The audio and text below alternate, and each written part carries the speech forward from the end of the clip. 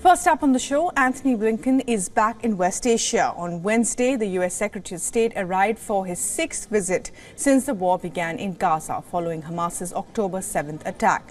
The top U.S. lawmaker arrived in Cairo a short while ago, where he met Egypt's Foreign Minister Sameh Shoukry.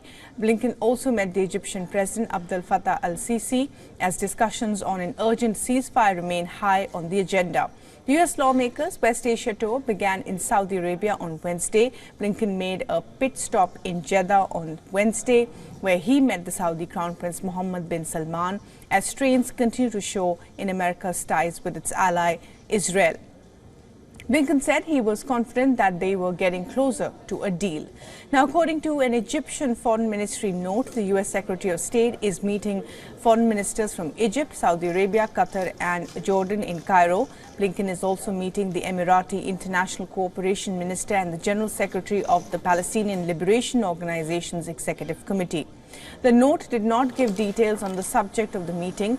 The Egyptian security forces told the news agency Reuters that the Arab nations will stress the urgency of developing plans for a political solution to the Israel-Palestinian conflict. Such plans had been put on hold as mediators from Qatar, Egypt and the US sought to secure a deal for a ceasefire and the release of hostages and Palestinian prisoners. Blinken has said he would pursue talks on arrangements for governance, security and redevelopment of post-conflict Gaza and for lasting regional peace during his tour.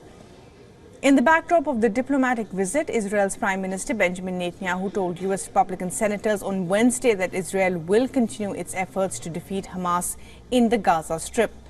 The Israeli leader spoke to Republicans via video link nearly a week after Chuck Schumer's speech. The Senate's Democratic Majority Leader recently branded Netanyahu as an obstacle to peace and urged new elections in Israel. Schumer clarified his rebuke of the Israeli Prime Minister later as Netanyahu conducts a video call with the Senate Republicans. We'll do it by minimizing civilian casualties. Well, let me say this. I gave this speech out of a real love for Israel, and if you read the speech, we called only for there to be an election after the hostilities had declined, after Hamas was defeated. And nearly 70 former U.S. official diplomats and military officers wrote to Joe Biden on Wednesday. They urged the U.S. president to warn Israel of serious consequences if it denies civil rights and basic necessities to Palestinians and expands settlements in the West Bank. Among the signatories were over a dozen ex-ambassadors as well as other retired State Department officials and ex-Pentagon intelligence and White House officials. The signatories include Anthony Lake, a national security advisor to the former President Bill Clinton.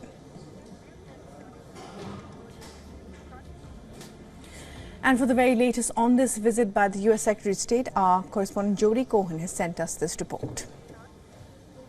Having vetoed previous UN Security Council resolutions calling for an immediate ceasefire because they disagreed with the wording, the US has now drafted their own resolution calling for a ceasefire linked to the release of some of the 134 Israeli hostages held in Gaza. The wording appears to be a reflection of what's being negotiated at the truce and hostage release talks in Qatar, as well as a reflection of President Biden's opposition to an Israeli ground operation to target the remaining Hamas battalions in Rafah. Now, Secretary of State Blinken is meeting a number of Arab foreign ministers in Egypt on Thursday, no doubt to discuss the resolution, the talks and post-war Gaza. Israel is said to be seeking a Palestinian-led governing authority in Gaza, which an official has suggested would be run by those who, quote, do not seek to kill Israelis. Blinken will be in Israel on Friday and no doubt discussions will continue. This is Jody Cohen for WION World is One. For all the latest news, download the WION app and subscribe to our YouTube channel.